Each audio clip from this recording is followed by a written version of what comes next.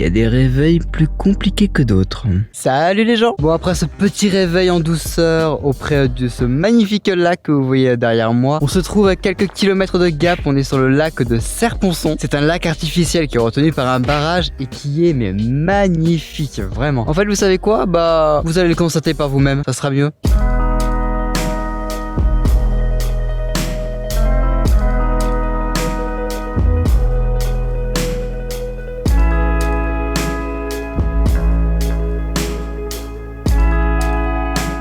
Je sais pas si vous voyez le petit village qui est juste là, tout en haut de la colline. Ah, sérieusement, hein, moi jamais j'habite là-haut. Hein. J'aurais trop peur que la colline s'écroule ou un truc comme ça, ou que je finisse à la flotte. Ouais, non, clairement, moi j'habiterai jamais là-haut. C'est pas mon délire. Il peut y avoir une jolie vue et tout, c'est pas le souci, mais j'aurais trop peur de mal finir. Hein.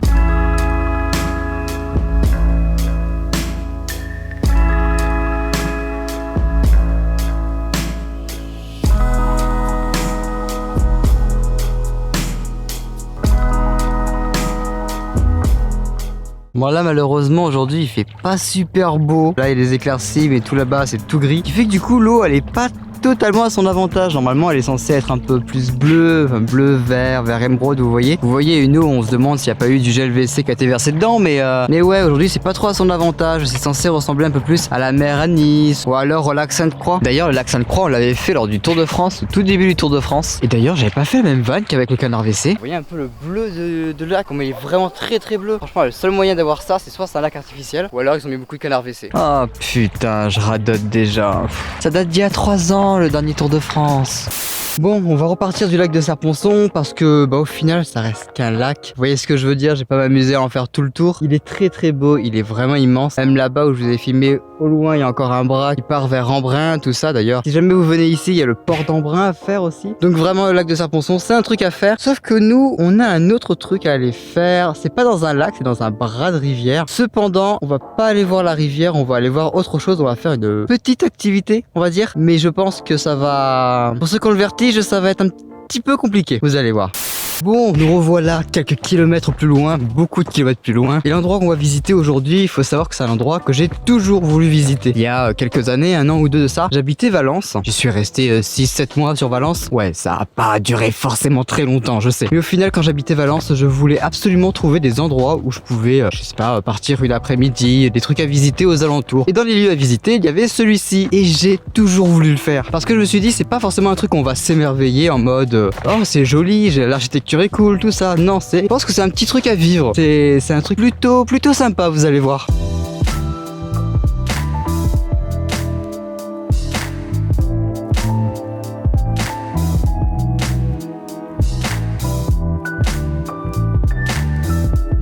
Bon et bien on y est, la passerelle himalayenne du Drac. Le Drac c'est le cours d'eau qui est juste là. C'est d'ailleurs un cours d'eau qui passe à Grenoble pour info. Et on a cette immense passerelle qui permet justement de passer d'une rive à une autre. C'est un petit peu le but d'une passerelle au final. Elle fait 220 mètres de long et 85 mètres de haut. Ça va le faire. Je suis pas en stress, pas du tout, tranquille.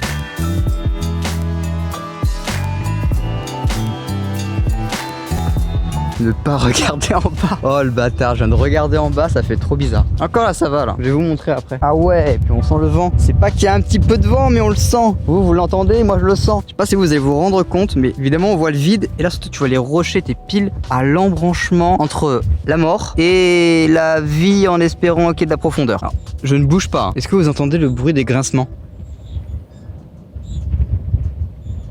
Non, ça le fait, et puis la vue elle est pas dégueulasse quoi. Voilà. La vue elle est pas dégueulasse, c'est quand même le but. Vous allez vous en rendre compte à quel point je suis dans le vide en vrai. Tout va bien.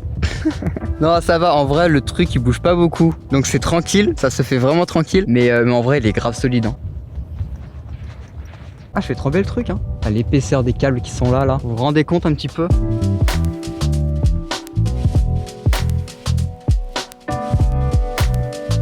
Ah mais le pot il tremble en vrai. Quand il y a plusieurs personnes dessus, le pot il tremble. Si vous regardez sur le bord. Mais putain, mais c'est à ce point que ça me fait trembler. Ils sont tous là-bas. Ils sont là-bas les gens. C'est incroyable ça.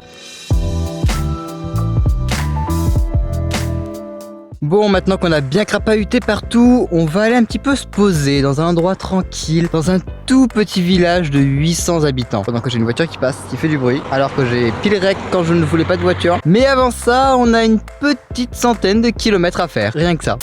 Bon, vous l'avez compris. Je vois rien, je ne vois tellement rien. Bon, vous l'avez compris, je suis arrivé un tout petit peu trop tard. Il fait nuit noire. Attendez, à moins que...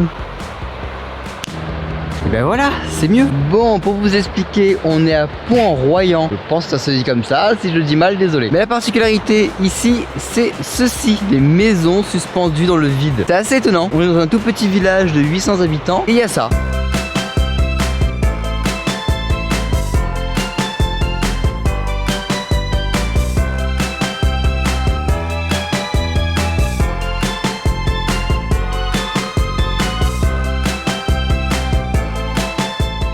On est d'accord que jamais de la vie j'habite ici. Et encore moins j'irai sur ce balcon ou celui-ci. On se demande comment il tient d'ailleurs. Tout ça là, c'est un balcon qui est suspendu par des poutres. Du coup non en fait quoi, jamais j'habiterai ici. Regardez-moi ça. Entre ce matin où on a vu tout un village en haut d'une colline, on se demande comment il tient debout. Et maintenant on a ça. Voilà. Bon bah au moins je sais où est-ce que j'habiterai jamais.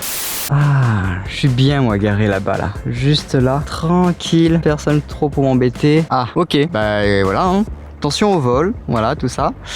Si à ce panneau là, c'est qu'il y a déjà eu plusieurs vols, hein. Bah, c'est rassurant. Bon, vous l'avez compris au montage, on est passé au jour suivant. Et en vrai, aujourd'hui, c'est censé être un jour off. C'est-à-dire que je suis censé rester dans ma voiture en train de faire du montage. C'est pas ce que je suis censé faire, c'est ce que je vais faire, tout simplement. Donc aujourd'hui, ça va pas être une journée très intéressante. Je vais vous mettre quelques plans. Mais voilà, vous allez aussi voir ce que c'est que la van life. Et surtout, de faire des vidéos dans sa voiture. Très bizarre dit comme ça, mais oui, c'est ça. D'ailleurs, sachez que toutes les vidéos que vous allez voir, elles se suivent jour pour jour, elles se suivent. D'où le titre Van Life Diaries. Toutes les vidéos sont filmées au jour le jour. Et c'est juste que moi au montage je vous le diffuse une fois par semaine, le temps de correctement faire le montage quoi. Mais sinon la petite aventure elle se suit comme ça.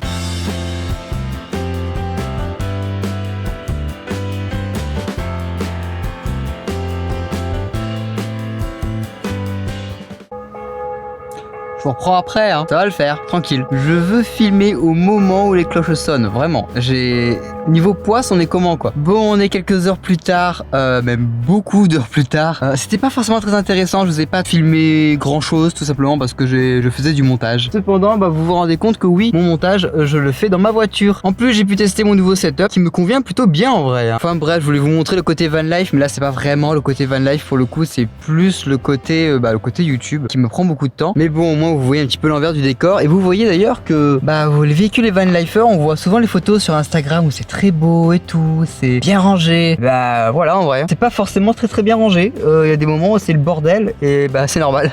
Dans un si petit espace, c'est très vite le bordel. C'est pour ça qu'il faut être très minutieux et beaucoup rangé. Parce qu'on n'a pas le choix en fait. On n'a pas le choix, sinon on peut plus dormir dans notre véhicule, tout simplement. Enfin bref, voilà, c'était un petit peu les backstage, les vidéos YouTube. YouTube c'est pas forcément très glamour par moment, hein. C'est rester enfermé dans sa bagnole à devoir faire des heures et des heures de montage. Mais c'est comme ça, moi ça me plaît de partager un petit peu mes petites aventures. Bref, en tout cas moi je vais vous laisser là pour cette vidéo. J'espère en tout cas que vous aura plu, vous savez comment soutenir la chaîne comme d'habitude, le petit pouce, petit commentaire et un abonnement si ça vous a plu et que vous voulez suivre la suite de l'aventure. Hein. Il y a un épisode par semaine comme vous le savez. En attendant, phrase de fin habituelle, je vous dis à la semaine prochaine pour une nouvelle vidéo. Allez, ciao!